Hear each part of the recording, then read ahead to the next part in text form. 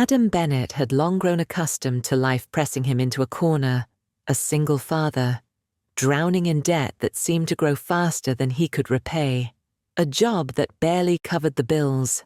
His 6-year-old daughter was the center of his world, and the source of constant worry. Each day felt like walking a tightrope over an endless abyss. But that morning everything shifted. A summons to the 36th floor, from the person who held the reins of the company, stirred a feeling in him that his life was about to change forever. He braced for criticism, maybe even dismissal, but Luna Sterling did not fire him. She looked at him with calm authority, eyes steady, unreadable. "I need you to be my husband," she said. "For 1 year." Adam froze. The word husband echoed in his mind like it belonged in a different world. All he could manage to ask was, "So, we'll be sharing a bed?" And that's when the real ordeal began. That night, he had been working late. 8:45 p.m. The office was nearly empty, only the faint glow of his monitor illuminating the keyboard as he typed yet another bland slogan for a product nobody would remember. His phone buzzed at the corner of the desk. "Daycare," said Miss Carter's weary voice. His daughter had a fever, and if it didn't break by morning, she'd need to be picked up early. He promised. Always followed through. He closed the laptop and rubbed his eyes, feeling the familiar weight in his chest. Exhaustion born from juggling too many responsibilities and dropping almost all of them. 3 years since his wife's death had left him with a small apartment, a pile of medical bills, and a 6-year-old who depended on him entirely. He saved his document, shut down the computer, and grabbed his jacket. The office was almost deserted. Most people had left hours ago. Adam was halfway to the elevator when he rounded a corner too quickly and collided with someone coming the opposite way. A leather portfolio slipped from her hands, hitting the polished floor. Papers scattered everywhere. Adam dropped to his knees immediately. "I'm so sorry," he said, bending to collect the documents. The woman crouched opposite him, precise and controlled in her movements. Adam looked up and recognized her instantly. Luna Sterling, vice president, the kind of woman who didn't make small talk and didn't need to. She was 29, cold in the way power often breeds, rarely speaking to anyone below the executive floor. They both reached for the portfolio simultaneously. Their hands didn't touch, but the space between them felt taut with tension. Adam handed her the folder, then stood. Luna straightened, expression unreadable. "Thank you," she said, without warmth, and turned to leave. That should have been the end of it. But it wasn't. Adam noticed something she had missed. A cream-colored embossed envelope, partially hidden near the filing cabinet. He picked it up and called out. Luna paused, turned back. He jogged toward her, holding it out as if it might explode if he waited too long. She took it and reached into her purse, pulling out 5 crisp $100 bills. She offered them to him. Adam stared. "I'm just returning something that isn't mine. I don't need to be paid," he said. Her eyes narrowed, puzzling over him. "Are you sure?" "I'm sure," he replied, and walked away, leaving her standing there with money in hand. What Adam didn't know was that Luna Sterling never forgot gestures like that. Back in her office, she pulled up the employee directory. Adam Bennett, lower-tier copywriter, single father, no corporate allies, no connections to her brother, Derek. Financially strained, perfectly controllable. 7 days later, Adam received an email from HR, summoned to the 36th floor at 9 a.m. No explanation, no context, only Luna Sterling's name. He read it 3 times, convinced he had done something wrong. Adam arrived at 8:55, wearing the only suit he owned that still fit. The 36th floor gleamed with glass and steel, sharp angles, cold light. A receptionist directed him to a long conference room. Luna was seated at the head of the table, waiting. She gestured to the chair across from her. Adam sat. She wasted no time. "I've reviewed your employment record," she said. "Competent, reliable, unremarkable." Then came the words that made his stomach sink. "I need you to do something for me," she said. "Something beyond your job." She explained her father's will. The company legally required her to be married to retain control. Otherwise, it would pass to Derek. Her 30th birthday was 11 months away. She needed a husband. Not a real one. A contract husband. Adam asked, "Why him?" "Because you can't refuse," she said. Her research had revealed $120,000 in medical debt from his wife's illness, overdue rent, daycare costs for his daughter.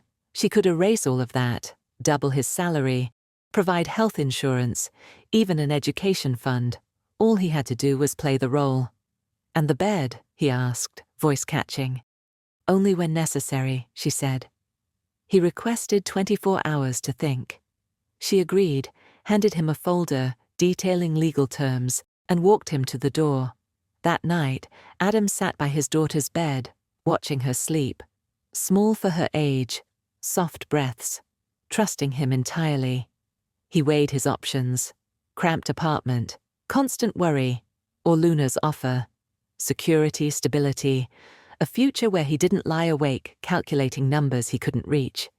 He typed a message. Yes. But his daughter stayed out of it. No publicity, no involvement. 2 minutes later, Luna replied, confirming the agreement. Adam put the phone down, eyes closed. He had just sold himself. Smart? Desperate? Probably both. The contract was signed 3 days later. Money, timeline, rules, boundaries, termination clause, all formalized. He shook her hand, sealing the agreement like a business transaction. He moved in that Friday. The penthouse was immaculate, cold and pristine, every surface polished, every piece of furniture perfectly aligned. Adam's bag landed in the guest room at the far end of the hall, a room larger than his entire old apartment. He felt like an intruder. Luna reminded him of the rules again. No crossing boundaries, no personal questions, no expectations beyond the contract. No physical relationship unless required for appearances. He nodded, feeling the weight of the agreement pressed down on him. That Sunday, their first family dinner at the Sterling estate unfolded. Derek, leaning casually against the bar with a glass of whiskey, gave Adam a smile that didn't reach his eyes. Adam felt the chill of scrutiny. Derek's handshake was firm, almost accusatory. He asked how Adam and Luna met. Adam began to answer, but Luna intervened. "He's in marketing," she said. Derek's gaze lingered on Adam, sharp and calculating. Dinner was stiff, formal, every word measured. Adam sat beside Luna, placing a hand on the back of her chair. The gesture of a husband, practiced and rehearsed. Luna lightly placed her hand over his, a touch that looked natural, but was carefully choreographed. After dinner, during the drive home, Luna was quiet. Derek did not believe them. Adam asked how she knew. "He never believed anything I did was real," she admitted. For the first time, her usual armor of control softened with fatigue. She shared stories of being overlooked, of Derek being groomed as the favorite, of inheriting the company under conditions she had never asked for. Adam listened quietly, offering apologies that she didn't quite know how to accept. The first 2 weeks in the penthouse felt like living in a museum where Adam was both the exhibit and the guard. Luna left for the office early and returned late. Their conversations totaled perhaps 10 sentences a day, almost all logistical. Weekends became Adam's sanctuary. Trips back to his old apartment. The hours with his daughter that reminded him of real life. 3 weeks after moving in, another dinner was scheduled. This time at an upscale downtown restaurant with Derek and 2 board members. Luna emphasized the need to be convincing. Adam wore the same suit he'd signed the contract in. Luna wore an expensive, unforgiving black dress. They arrived early, seated near the window. Luna told Adam to relax. He claimed he was, though he felt interrogated. Derek arrived promptly, accompanied by his entourage of older tailored men. Pleasantries were exchanged, but the tension was tangible. Derek's kiss to Luna's cheek was a threat disguised as affection. Questions began. Derek asked how married life treated them. Luna answered carefully. It's an adjustment. The older board member asked about Adam's role. Adam said he was a copywriter. Luna intervened again. He understands more than you'd think. Derek's eyes narrowed. Appetizers arrived. Derek, observing their subtle interactions, asked if it had always been Luna's plan to marry someone outside the family circle. Luna responded evenly. Adam's thoughts were focused on maintaining the facade. Each glance, each gesture, a calculated measure to convince the skeptical eyes upon them. After dinner, Adam lay awake in the guest room, staring at the ceiling, calculating the next 11 months. Each day was a performance, every interaction a potential risk. But the small victories, the moments his daughter's laughter echoed in his mind, Luna's brief unguarded smiles, reminded him why he had agreed to this. A storm hit the city, plunging 3 neighborhoods into darkness. The penthouse went dark shortly after 10. Luna entered the living room, phone held like a flashlight. Adam found 2 wine glasses and poured them each a drink. They sat opposite one another, legs tucked under themselves. Silence stretched between them, unbroken. "Why did you really agree to this?" Luna asked softly. Adam looked at her. "You already know," he said. She pressed. "No, I want the truth. What were you thinking when you signed?" Adam drank slowly. "I thought about my daughter, about what kind of father lets his kid grow up poor when he has a chance to fix it." She asked if he regretted it. He admitted he didn't know. Then she asked if she regretted it. She said no.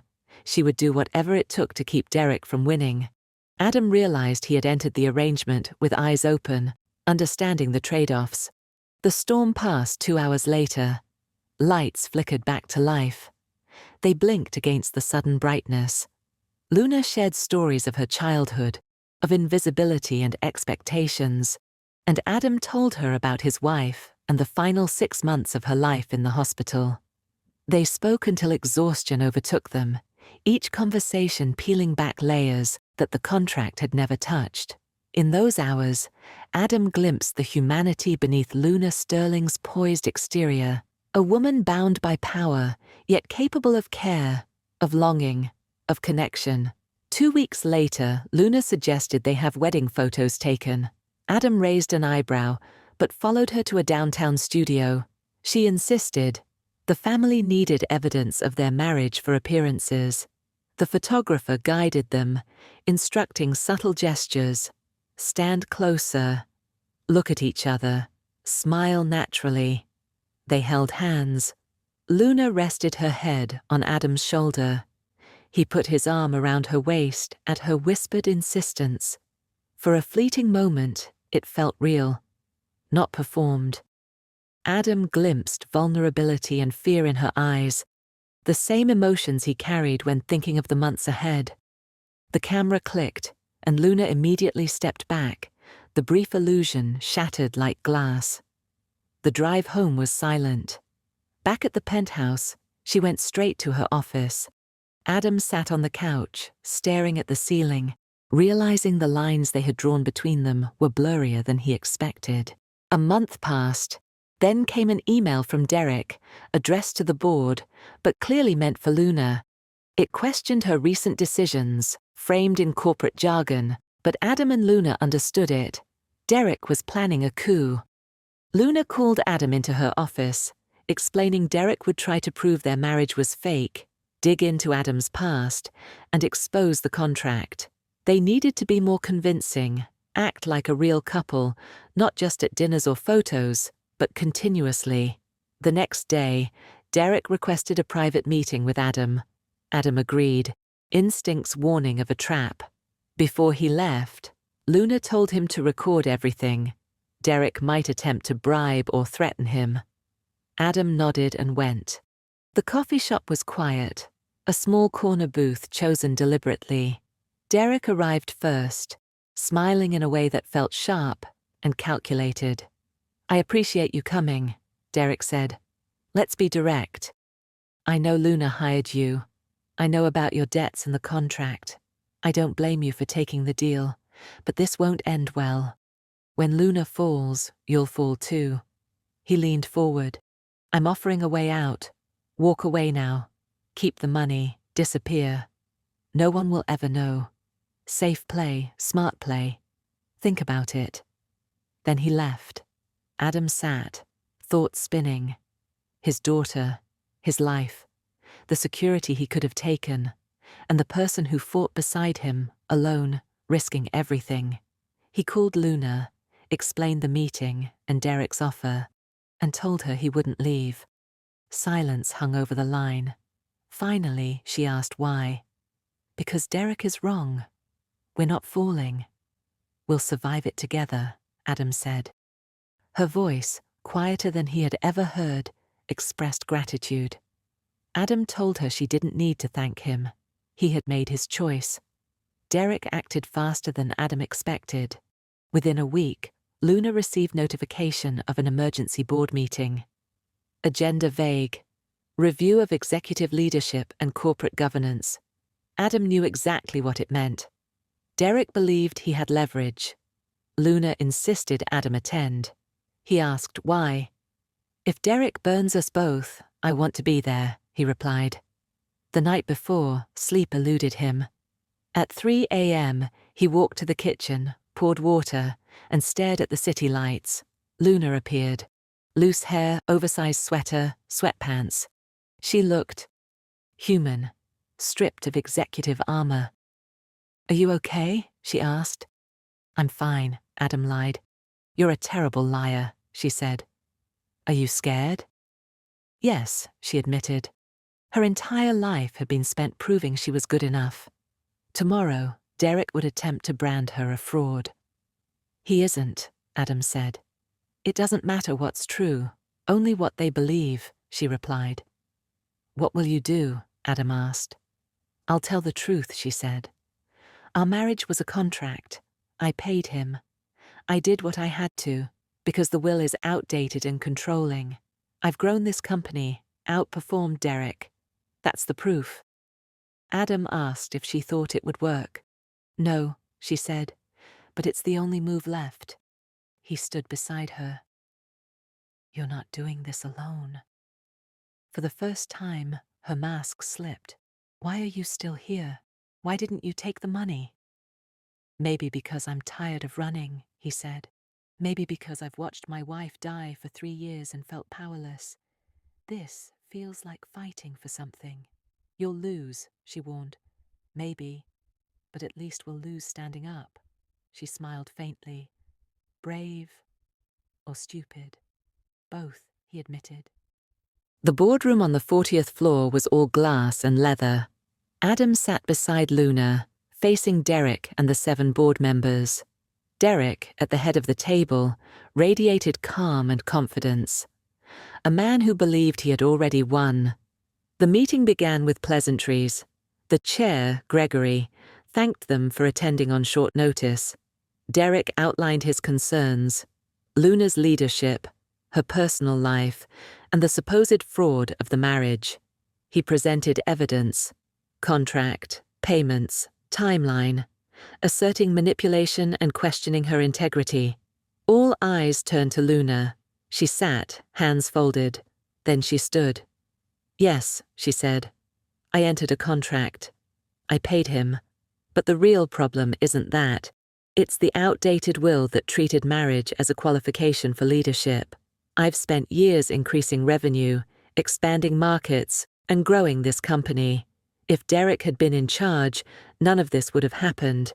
The rules were broken before I ever signed a contract. I did what I had to." The board was silent. Derek pressed. She met his gaze, unyielding. Adam felt the tension crackle. He stood. Every head turned. "I have something to say," he began. He revealed Derek's attempted bribe and played the recording from their coffee shop meeting. Derek's words echoed in the room. The board exchanged glances. Gregory questioned Derek, who claimed it was out of context. Adam produced further proof. Derek's unauthorized surveillance, monitoring Luna's communications, a breach of corporate policy. The room went quiet. Gregory examined the evidence: corporate espionage, ethics violations, grounds for removal. Adam vouched for Luna, defending her leadership and refusal to let an outdated rule destroy her achievements. The board requested time to deliberate, sending everyone out. Luna, Adam, and Derek waited in the hallway. Derek glared. "You just made a huge mistake," he said. Adam shook his head. "No, you're wrong." After 30 minutes, Gregory emerged. Derek was removed from the board. Luna retained her position. The marriage contract would dissolve within 30 days. The board would review the will. Luna looked at Adam. "Thank you." "You don't need to," he said. She did. 2 weeks after the board meeting, Adam moved his belongings out of the penthouse. Luna wasn't there. She had said goodbye the night before, standing in the doorway of his room, quietly wishing him well in finding what he sought. Adam had returned the sentiment, though his thoughts lingered on her even as he stepped back into his old apartment, back into the rhythms that had defined his life before Luna Sterling entered it. He picked up his daughter from daycare that evening, made her dinner, read her bedtime story. Life felt the same, yet subtly altered. He couldn't shake thoughts of the woman who had purchased his time, only to end up entwined in more than just a contract. 3 days later, his phone buzzed. A message from Luna. She wanted to meet, not as a boss or ex-wife, but simply as herself. Adam paused, considering the history between them, then typed a cautious yes. They chose a coffee shop on the east side, mismatched chairs, indie music playing too loud. The kind of place that felt lived in and approachable. Luna was already there, sitting by the window, tea in front of her, jeans and a plain white shirt, no makeup, hair pulled back. Nervous. Adam had never seen her like this. "Hello," he said, taking a seat across from her.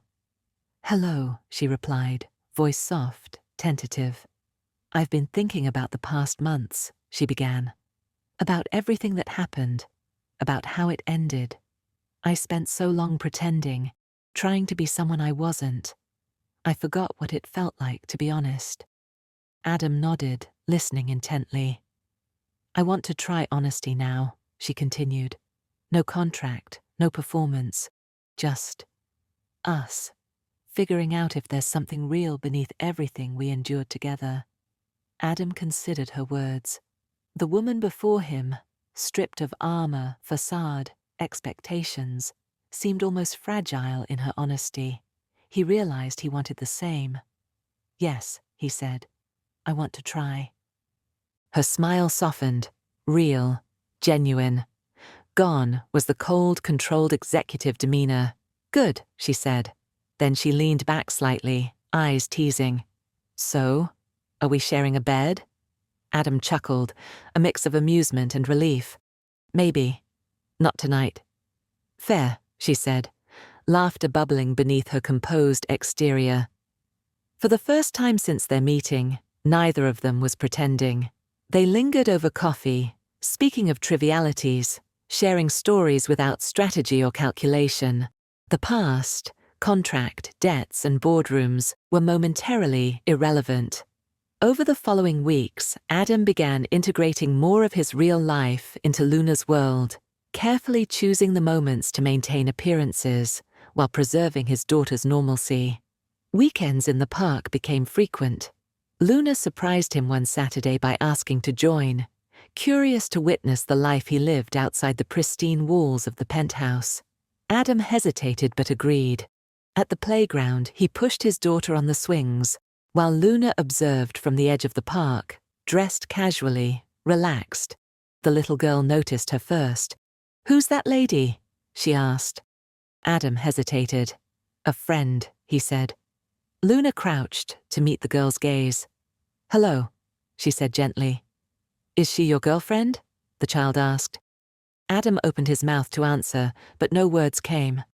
I am, Luna said softly, careful. Does that mean you'll be my new mom? The girl pressed. Adam answered quickly. No, that's not how it works. And the little girl nodded, returning to the swings. Walking along the pond afterward, Luna asked about his daughter. Adam described her, 6 years old, brilliant, obsessed with dinosaurs. Luna smiled, impressed. Adam confirmed she truly was amazing. They spoke cautiously about the arrangement. Adam made clear his daughter would remain uninvolved, and Luna agreed, noting it was likely the wisest choice. She commented on how lucky his daughter was to have him. Adam, in turn, admitted he was the lucky one. Moments like these, unguarded, simple, real, formed a new rhythm between them. Trust, subtle but growing, replaced the tense formality of the contract. Laughter began to weave into their interactions, and the penthouse, once cold and lifeless, became a space that reflected more than power. It now held the possibility of family and genuine connection. A month passed. Luna suggested taking more formal photographs, not for the board, but for memories. Adam agreed. At the studio, the photographer directed them. Stand closer, interact naturally, smile with intention. Luna leaned against Adam. He held her lightly. For a few fleeting minutes, they forgot the contract, the appearances, the world outside. But the lines between performance and reality were thin. Adam realized the emotional bond growing was undeniable. He was no longer just fulfilling a role. He was living moments that mattered. He glimpsed the person behind the facade, capable, vulnerable, yearning for connection.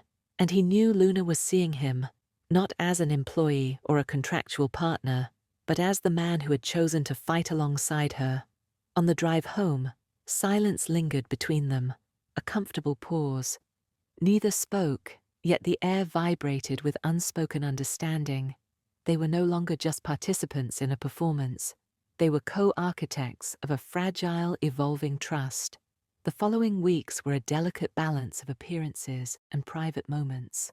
Adam navigated the penthouse, the office, and his daughter's life with precision, carefully choosing when to reveal the man he truly was. Luna, equally adept, maintained her poise, but cracks in her armor became visible in the quiet moments they shared. Late nights, dimly lit kitchens, and whispered conversations about life beyond contracts and boardrooms. One evening, while Adam was reviewing documents for a marketing pitch, Luna walked in with a stack of papers in her arms. Derek's making another move, she said, her voice steady, but carrying a hint of weariness. Adam looked up. What kind of move? He's digging into the contract, the financials, looking for leverage, she replied. He thinks he can expose us, make us look fake. We need to stay ahead. Adam set aside the paperwork. We'll handle it, together. She nodded, her eyes softening. I know, but he's relentless. He doesn't play fair. They strategized late into the night, plotting responses, gathering evidence, and preparing countermeasures. Adam, once an outsider to corporate games, found himself deeply involved in Luna's world, blending analytical skill with a growing instinct for navigating power. A week later, Adam received a message from Derek, requesting another private meeting. Luna instructed him to go, to record everything, and to maintain composure. Adam agreed. At the coffee shop, Derek's smile was sharp, calculating. I respect you coming, he said. Listen, I know about the contract. I know Luna hired you. But consider this. If you step away, take the money. No one needs to know. It's the easy choice. Adam's fingers brushed over his phone, ensuring the recorder was active. I'm not stepping away, he said. You're wrong. We're not falling. Derek leaned back, evaluating him. You're playing a dangerous game. Are you sure? I'm certain, Adam replied. This is about more than money. It's about integrity, and about the people I've chosen to fight for. He left the meeting feeling the weight of what he had committed to, but also a quiet resolve. He wasn't just protecting Luna's position.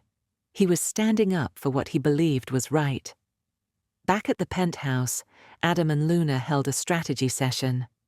"He's relentless," Luna said. "He'll try anything, but we're prepared. And you're invaluable in this." Adam shifted uncomfortably. "I'm just doing what I have to." "No," she insisted. "You're doing more than that. You're proving loyalty isn't bought, it's earned. And you've earned mine." They spent the evening reviewing documents, rehearsing statements, and preparing for the inevitable board confrontation. Outside, the city lights blinked like distant stars, indifferent to their battles, yet silently watching. Days later, the emergency board meeting convened. Adam and Luna entered, the tension palpable. Derek, seated at the head, exuded confidence. Adam felt the weight of every eye upon him. The boardroom was quiet, almost oppressive. Derek began, outlining concerns about Luna's leadership, her marriage, and the alleged manipulation. He presented his evidence, financial transactions, contract details, and timelines intended to portray Luna as deceitful. The board's attention turned to Luna. She sat poised, hands folded, absorbing every accusation. Then she stood, her voice calm but firm. "Yes," she admitted, "I entered a contract and paid Adam Bennett. But the issue isn't the contract. It's an outdated will that treated marriage as a qualification for leadership. I've proven my capabilities. Revenue has grown, markets expanded, Sterling Marketing Solutions has flourished. The rules were flawed long before I signed any contract." Derek interjected, claiming deception. Luna met his gaze unflinchingly. The room seemed to hold its breath.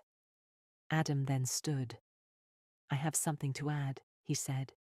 He played the recording from the coffee shop, revealing Derek's attempted bribery and manipulation.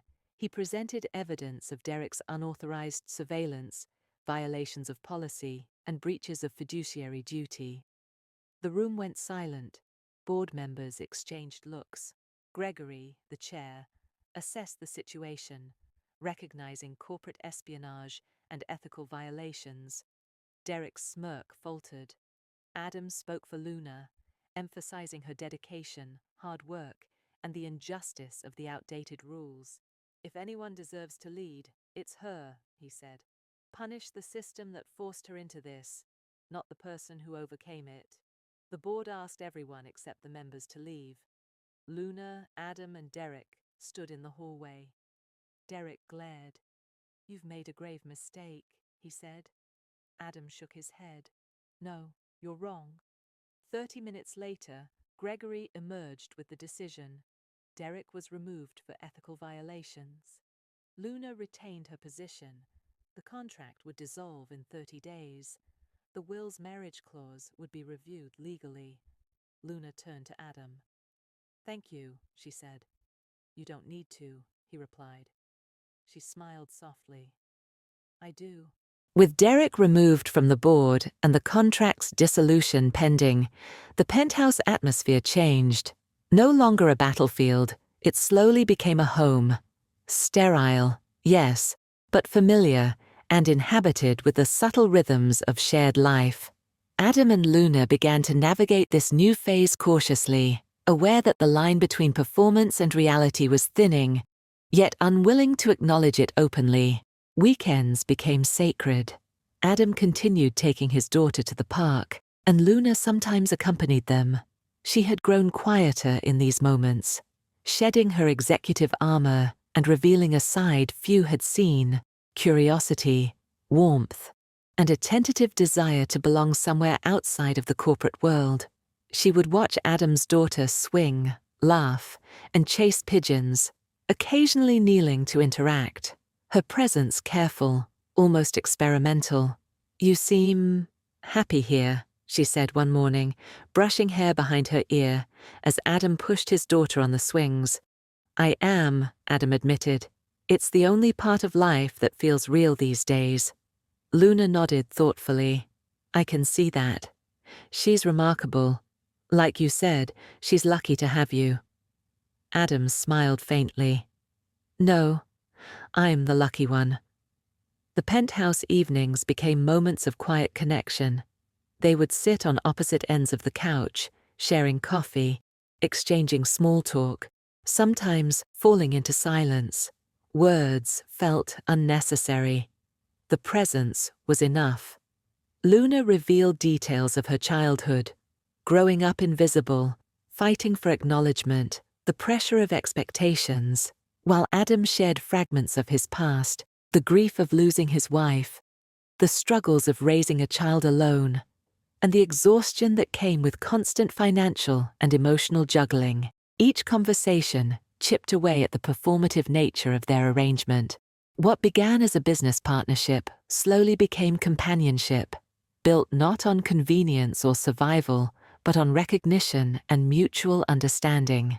Adam noticed Luna laughing spontaneously at the apartment, a sound once rare, and he found himself looking forward to those moments more than any paycheck or contract clause. A month later, they revisited the idea of formal photographs, this time not for the board or appearances, but for themselves, a way to capture fleeting truths of their odd, evolving relationship. The photographer instructed them to hold hands, lean in naturally, smile as if they were unconsciously connected.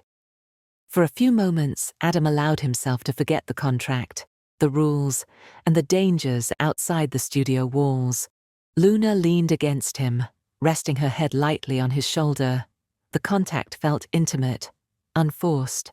Adam's arm settled around her, and he realized that the boundaries between the role he played and the man he was becoming were dissolving. He could see it in her eyes, too. The curiosity, the tenderness, the faint hope of something real.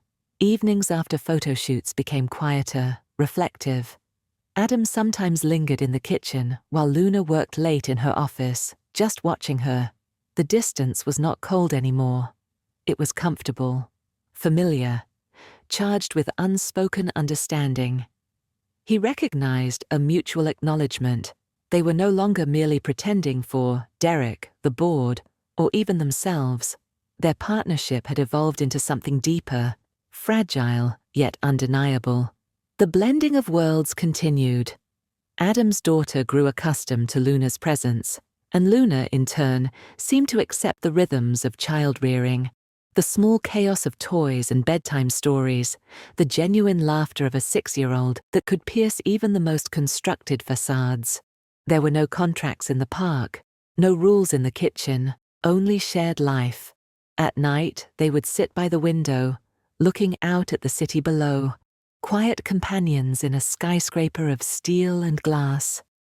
Luna would speak about plans for the company, but also her own uncertainties, her fears that her ambition had cost her normalcy. Adam would listen, offering support, understanding, sometimes gently challenging her perspective. It was during these moments that Adam understood the depth of their connection. It was not passion in its explosive form, but a bond forged through adversity, loyalty, and the slow dismantling of barriers built by life's circumstances. Each conversation, each shared smile, each silent acknowledgement laid the foundation for trust that was neither demanded nor purchased. It was earned. The lines between the contractual and the personal blurred.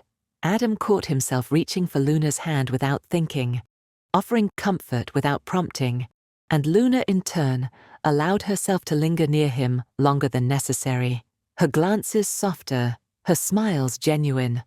The world outside, with Derek's manipulations and corporate scheming, seemed distant, inconsequential, compared to the fragile sanctuary they were building inside the penthouse walls. As the final month of the contract approached, the tension between performance and reality reached its peak. Adam and Luna moved with practiced precision during board meetings and social appearances, yet behind closed doors, the walls separating pretense from truth were thinning.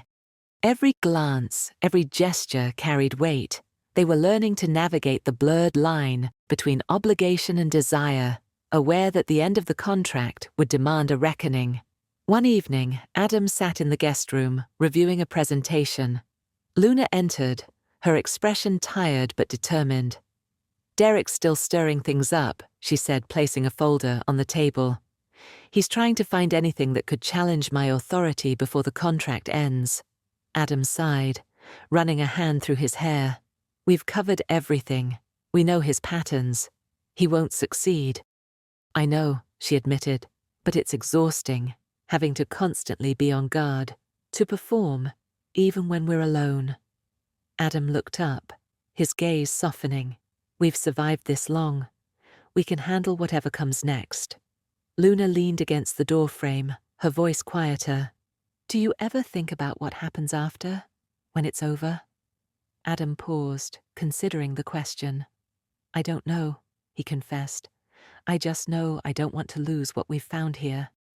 Her eyes met his, unguarded, vulnerable. "Neither do I," she whispered. The final weeks were a delicate dance of appearances. They attended dinners, board meetings, and social events, their roles polished to perfection, but away from the public eye. They shared moments of quiet intimacy. Coffee in the kitchen, late-night discussions about dreams and regrets, stolen laughter in hallways, and a shared recognition that the bond between them had become something neither could ignore. Adam's daughter became a part of this delicate ecosystem. Luna observed her interactions, sometimes helping with homework, sometimes simply watching as father and daughter shared small, ordinary moments. Her presence was gentle, unobtrusive, yet the girl's acceptance signaled a deeper connection forming, one that defied the boundaries of contracts and expectations. One rainy Saturday, Adam took his daughter to the park. Luna followed, carrying an umbrella. "I want to see it," she said simply, referring to his life outside the penthouse. Watching him interact with his child, seeing the patience, love, and dedication, Luna felt something stir within her. A longing for a life unencumbered by titles and rules, a desire for authenticity that she had long suppressed. The day the contract was set to expire, the atmosphere was charged with anticipation. Adam returned the final folder of documents to Luna. "It's done," he said. "No more obligations, no more performances." Luna nodded, her expression unreadable.